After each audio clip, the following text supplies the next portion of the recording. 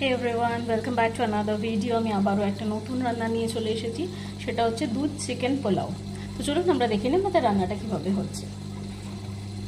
দুধ চিকেন পোলাও বানাতে প্রথমেই আমাদের লাগছে দুধ।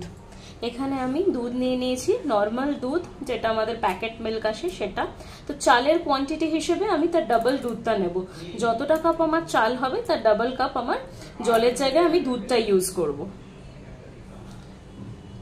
তো এখানে আমি গোবিন্দভোগ চাল নিয়েছি, সেটা হচ্ছে আমি 1 কাপ মতন গোবিন্দভোগ চাল ধুয়ে ভালো করে জল ঝরিয়ে রেখে শুকনো করে নিয়েছি। তো আমি এই কাপের 1 কাপ নিয়েছি, এই কাপের 1 কাপ গোবিন্দভোগ চাল, তাই এই কাপেরই 2 কাপ আমি দুধ নিয়ে রেখেছি। আর লাগছে আমার এখানে চিকেন আছে 450 গ্রাম মতন।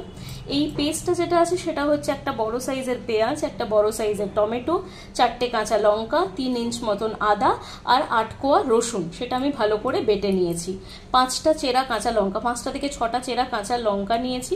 আর এখানে আমি 2টো বড় সাইজের পেঁয়াজের বেরেস্তা বানিয়ে নিয়েছি, সাদা তেল আর ঘি মিশিয়ে এটাকে আমি জাস্ট ফ্রাই করে তুলে রেখেছি এটা। আর আমার গরম মশলার মধ্যে এখানে লাগছে দারচিনি, সাজিরে, এলাচ, এগুলো আমি নিয়ে নিয়েছি। রান্নাটা আমার সাদা তেল আর ঘি মিলিয়ে মিশিয়ে হবে। নুন, মিষ্টি, হলুদ এগুলো আন্দাজ মতন। হলুদ এটাতে আমি ইউজ করবো না, যেহেতু আমার দুধ পোলাও হচ্ছে তাই ব্যাপারটা একটু সাদা সাদা থাকবে। কড়াইতে আমি সাদা তেল, বেরেস্তা ভাজার পর যে তেলটা ছিল, এখানে ধরুন বড় চামচে 2 চামচ মতন সাদা তেল আছে, সেই সাদা তেলটা আমি গরম করতে দিয়ে দিচ্ছি। এরপরে আমি গরম মশলাটা দিয়ে দেবো।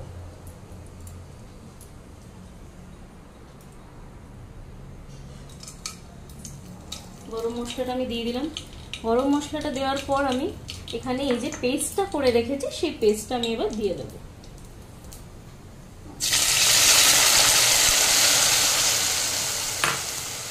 এবার এটা ভালো করে কষাবো।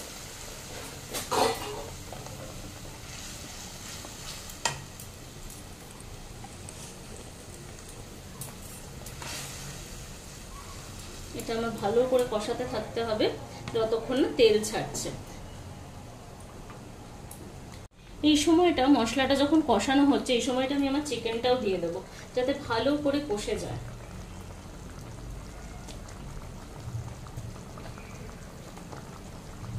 আর এই চিকেনটার মধ্যে আমি একটু নুন, হলুদ আর পাতিলেবুর রস মাখিয়ে রেখেছিলাম।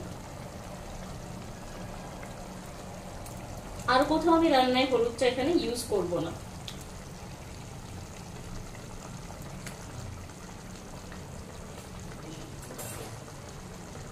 আমার কাছে 1 পিস মেটে আছে, এই মেটেটা আমি পরে দেবো, এই মুহূর্তে দিলে মেটেটা পুরো গলে যেতে পারে। এটাকে আবারও ভালো করে কষাবো।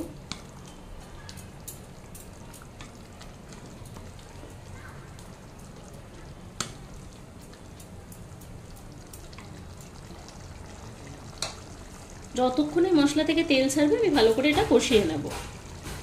তো আমি এবার এটা সরিয়ে দেখবো মশলা থেকে তেল বেরিয়েছে কিনা।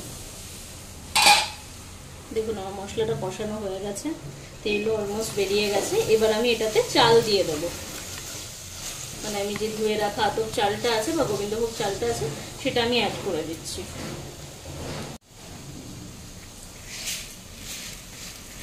এই চালটা এবার আমি দিয়ে দিলাম।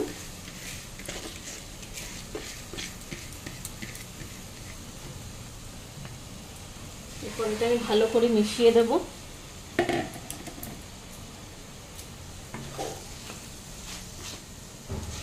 ভালোভাবে মিশিয়ে দিয়েই আমি এটাতে দুধ, বেরেস্তা আর কাঁচা লঙ্কা চেরাগুলো দিয়ে দেবো।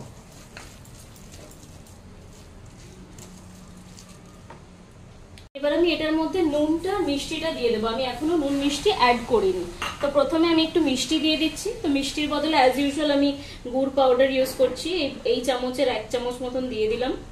আর একটু দিয়ে দিচ্ছি, এই পোলাওটা একটু মিষ্টি মিষ্টি হবে।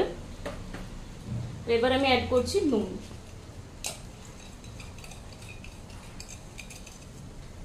এই চামচের 2 চামচ মতন আমি নুন দিয়ে দিচ্ছি, ব্যাস আর দেবো না নুনটা। এবার আমি অ্যাড করছি দুধটা।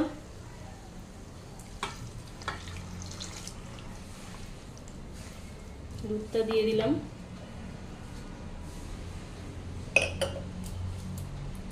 চেরা কাঁচা লঙ্কাগুলো আমি দিয়ে দিচ্ছি। আর বেরেস্তাটাও আমি অ্যাড করে দিলাম।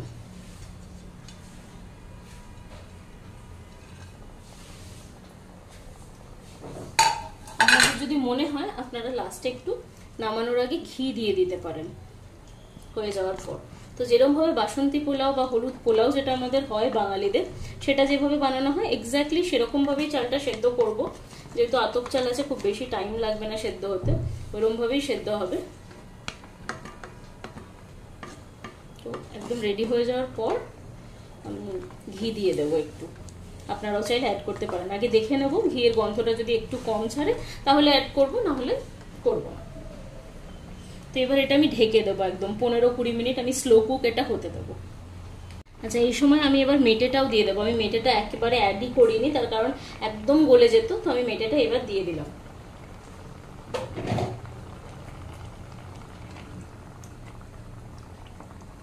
এটা আপনারা রায়তা বা চিকেন কষা যে কোনো কিছুর সাথে এনজয় করতে পারেন।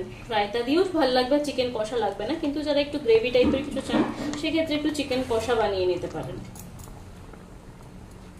এটার সাথে চিকেন রেজালা বা এই জিনিসগুলো অতটা ভালো লাগবে না, কারণ কি দুটোই একই টাইপের হয়ে যাবে, মোগলাই ডিশ টাইপের। তো নর্মাল বাঙালিদের চিকেন কষাটা করলে এটার সাথে ভালো লাগবে।